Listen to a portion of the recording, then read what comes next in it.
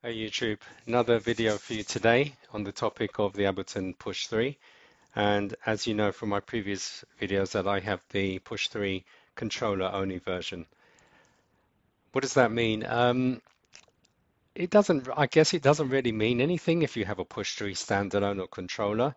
I think it just applies to both, but whether it applies to an Ableton Push 2 and a Push 1 or not, I'm not really sure because I did have a Push 2 many years ago, didn't get too familiar with it like I'm getting familiar with this device. So take it with a grain of salt, okay?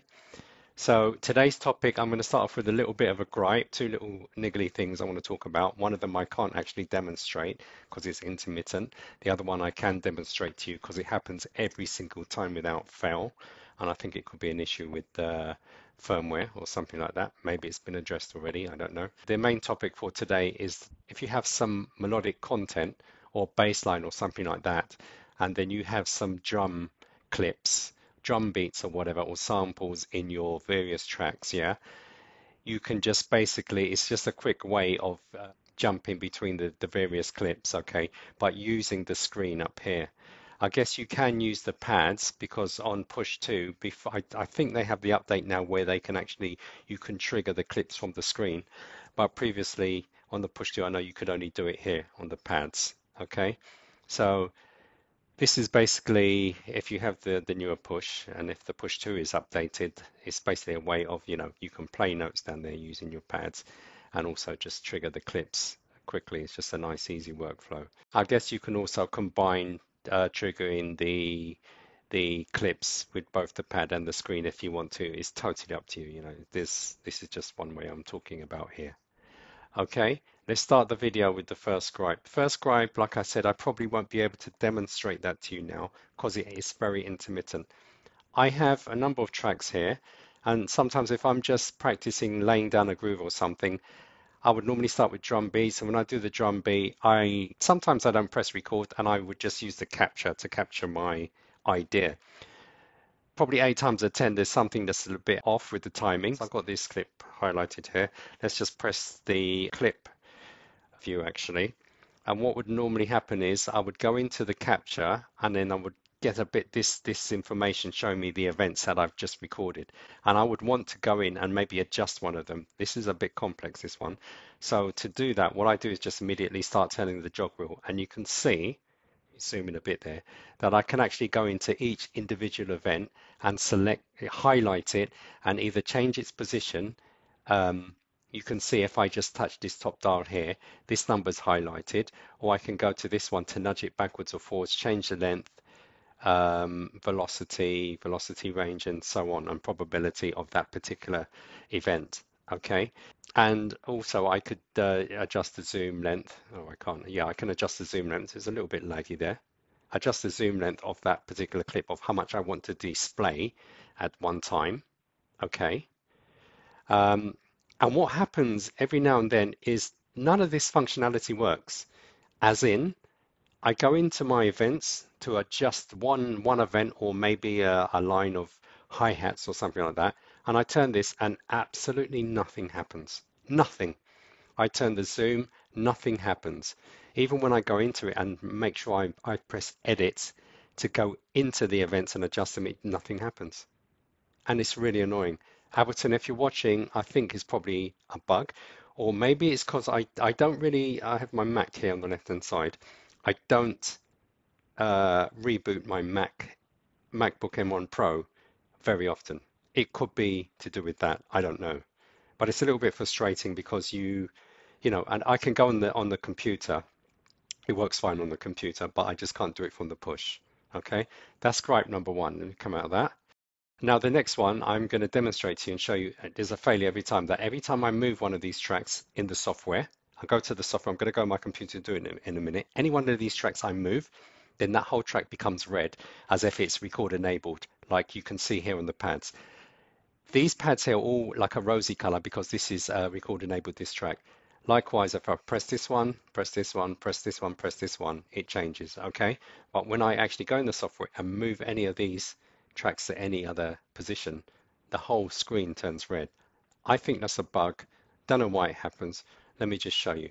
so I got this track number 5 highlighted. Let me go into Ableton on my Mac, and I'm just going to drag this across. Yeah, see what happens now. Yep. See, and you can't see my computer screen, but I did the move, and then maybe 1.5, 2 seconds later, it moved on here. Again, it could be the software, it could be something firmware of the push. It could be just that I need to restart my computer. I don't know. I have other things running. I've got Safari running. I think 2 instances of that. I don't know. I've got Spotify running in the background. I don't know what it is. See, the whole thing. And now if I go and select any other track, you see how this stays record enabled. Let me move some more tracks and you can see what happens. Move that one. Okay, that one is off the screen. So let's move this one here. Very big delay between what happens on my Mac.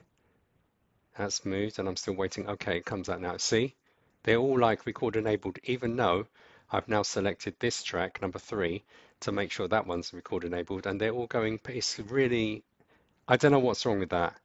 It's a bit confusing. Ableton, please let me know if there's a software update or if someone else has mentioned this to you. Please, let's get this updated and fixed. Okay, so those are the 2 gripes over. Let me go back and reload this set and get on to today's topic, which is talking about workflow. Just to quickly change and test out different drum beats for your, if you got some melodic content playing or something, or some harmonic content playing. Yeah, this is talking about the rhythmic side of things. Okay, what I've got here in these clips, I've got like 1, 2, 3, 4, 5, 6. These 6 tracks are all drum beats, they're all different drum beats, okay?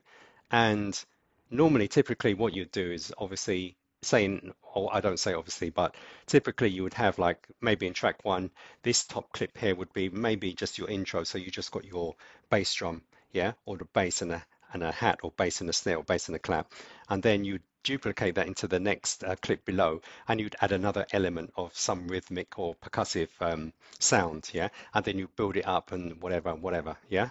But here I'm not talking about that. I'm talking about having completely different drum beats in each track, so you can play it with your other content and see which one you like. Okay, so let's just talk about quickly about the setup.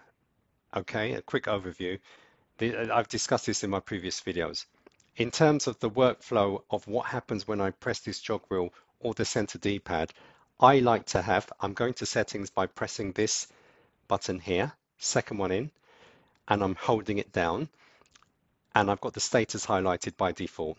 In terms of what happens to this jog wheel when I press it with the D-pad, my workflow is set up to clip. What does that mean? It means that this highlighted rectangle here will play if I press this jog wheel or the D-pad center, okay? So if I pressed it now, nothing's going to play, but because this track is record enabled, it's going to start recording, okay?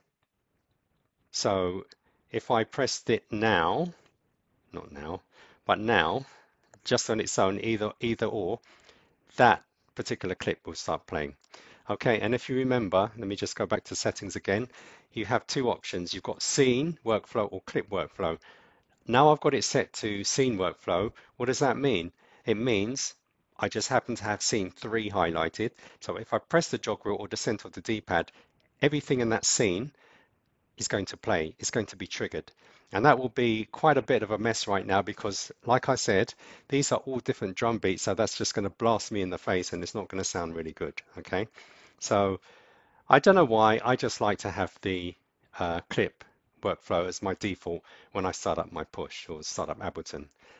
Also, like I said in my previous video, if you want to reverse that, currently got it in clip workflow, all you need to do is to remember to hold shift and press the jog wheel center or the center of the D-pad, and you just reverse your typical default behavior. So if I was to press shift and press any of these now, the whole scene would play. Okay, so getting back to my point today, like I said, I have 6 different drum beats. This one is just adding some hats actually to this one on scene number 4. So this, I would really say I've got more more likely 5 different drum beats that I've got there, okay? And what I've done is I've put them all on the same scene. It's important you do that because of the workflow I'm going to talk about now, okay? And I could do it the old way, yeah. Like I said, I'm using just the screen. I'm not. I could trigger them using um, the scene launcher view, but I don't want to do that. Let's go to the notes mode. And typically, what I want to do, say I wanted to play this drum beat, okay? I could just trigger it now, okay? And say I want to play like this one here. Because I'm in clip view, I need to go across there. I need to press this, and then I need to hold this and stop this one. And there's a bit of an overlap because I'm not expert at this and I don't know what I'm doing. Okay, I want to do this one. I want to play this one, so I'm going to trigger that one. Oh, but I have to hold this and stop this one. You see what I mean? This is not cool. I don't like that. I want to be able to trigger one beat and the other one stops in time. And just to let you know, also, the way to make this kind of flow a bit better is to make sure that you have your global quantization set to 1 bar. It just gives you the 4 beats for you to be able to swap over and change to a new drum beat, if you see what I mean. What I could do, you know, is as I'm getting ready to play, I can hold down the stop button, stop it, and then let go and press this one and line it up and make sure I've got the right clip highlighted and so on and so forth. But I don't think that's good. And look, I've only actually got one scene of drum beats. So imagine if I had 20 scenes of drum beats and I wanted to play different variations. You can imagine how hectic that would get, especially in a live situation. Okay, I've only got one scene of drum beats here. So to try and simplify things, what I suggest is that you actually use this this padlock functionality here. Remember in my previous videos, going back a step, these buttons by default select a track. Okay, they select it. And this is now record enabled. I select it, it's record enabled. You can adjust the settings of whether it's going to be record enabled when you select tracks or whatever in the settings, but that's not for today's topic. Okay, that's the default behavior. I've selected this track. I've now selected track 1. When you press and hold any of these buttons, these are no longer select buttons. These are now stop buttons for all of my tracks. Okay, I'm going to press the mute and hold it. These are all now mute buttons. They're not stop, they're not track select, they're mute because I'm holding this down. Same for the solo button. I press and hold it down. These are now all solo buttons. Okay, now to allow you to maybe play something and still get this functionality, Ableton have very cleverly added this padlock, and my tip is for you to press it down and hold and press down on the stop. Okay, so that's very good because now I'm free to stop whatever track I want and play another. How am I going to play the other? I don't really need to use the jog wheel, make sure that the clip is highlighted and press the jog wheel. I don't really need to do that. The only thing I need to do is make sure I have the scene highlighted. Okay, once I've locked the stop button and I've got my scene highlighted of the beats I want to play, and I can easily scroll up and down to make sure I'm on the right scene. Needs to be scene 3 for this particular demo. I'm good to go. Okay, also remember in my previous video I talked about the kind of the status of these buttons. When they're flashing at the top, it means even though the Ableton push is not playing, the sequencer is not playing, it means that when I do press the play, this is going to play something. Okay, so let me on this scene.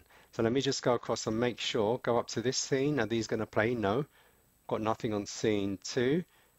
Yep, this is the same beat I was looking at just now on number 5. So what I'm going to do, I've got this locked. I'm going to stop that, so nothing's going to play. Let me start again and show you what I'm talking about basically. Okay, got this one highlighted. So like I said, once I've got the scene highlighted, I can actually use my top button to trigger any one of the clips in that scene. Let's go. So let me play this one. So how do we do it?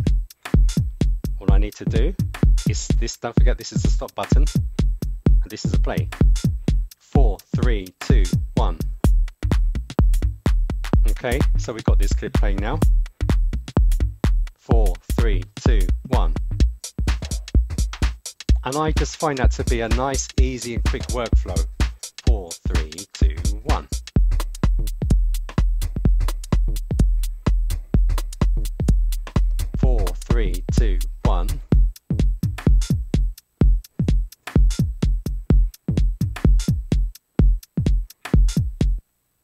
Okay, so that's basically it. You're just using the bottom buttons to stop, the top buttons to play the particular scene of clips you want to play, and you're good to go. Yeah?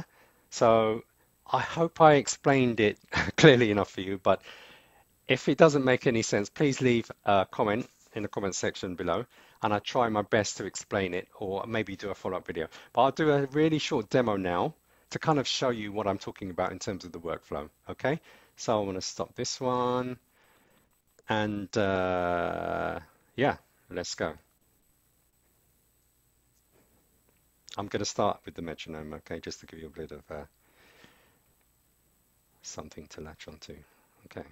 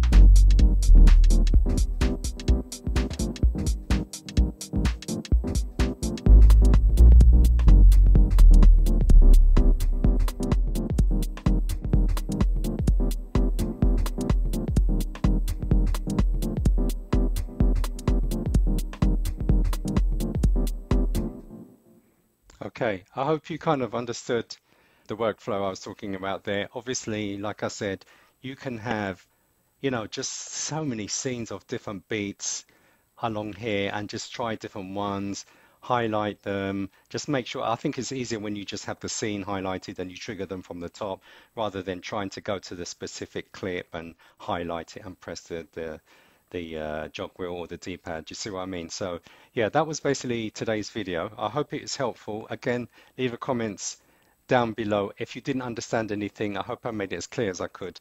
And like I said, more videos coming on the Push 3 as I learn more about this wonderful device. Ableton, thank you so much for releasing this. I really love this machine, but please sort out those bugs I talked about earlier. Thanks a lot for watching. See you in the next one.